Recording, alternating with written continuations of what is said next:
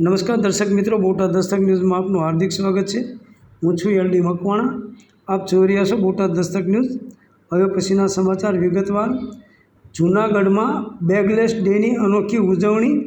Wonder kids અને honest સ્કૂલમાં 150 વિદ્યાર્થીઓએ 100થી વધુ વૃક્ષો વાવી વૃક્ષ એ જીવનનો સંકલ્પ લીધો। શિક્ષણની સાથે પર્યાવરણ જાગૃતિનું ઉત્તમ ઉદાહરણ પૂરું પાડતા જૂનાગઢની વન્ડર કિડ્સ પ્રી સ્કૂલ અને ઓનેસ્ટ પ્રાઇમરી સ્કૂલના વિદ્યાર્થીઓએ શનિવારના બેગલેસ ડેની અનોખી રીતે ઉજવણી કરી। વૃક્ષ એ જ આપણું જીવનના સંકલ્પ સાથે 150થી વધુ વિદ્યાર્થીઓએ ભેગા મળીને 100થી વધુ છોડનું વાવેતર કરી ધરતીને હરિયાળી બનાવવાની પહેલ કરી।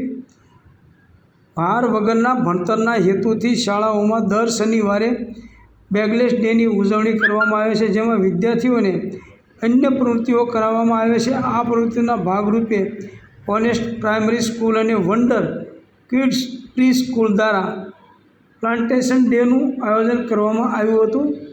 સ્કૂલ સંચાલક રશીદા હિરાણીએ જણાવ્યું હતું કે અમે બાળકોમાં વૃક્ષ વાવવાની જાગૃતિ આવે તે માટે આ કાર્યક્રમનું આયોજન કર્યું હતું। ધોરણ 1 થી 8ના લગભગ 150 વિદ્યાર્થીઓ આજે વાડીમાં આવ્યા હતા અને તેમણે 100થી 120 જેટલા છોડ વાવ્યા છે। આ વૃક્ષારોપણ કાર્યક્રમ દરમિયાન વિદ્યાર્થીઓને વૃક્ષોનું મહત્ત્વ સમજાવવામાં આવ્યું હતું। વૃક્ષો આપણી ધરતીને હરિયાળી બનાવે છે અને તે જીવન માટે ઓક્સિજનનો મુખ્ય સ્ત્રોત છે। આ માર્ગદર્શન બાદ તમામ વિદ્યાર્થીઓ વૃક્ષ વાવીને ખૂબ જ ખુશ થયા હતા।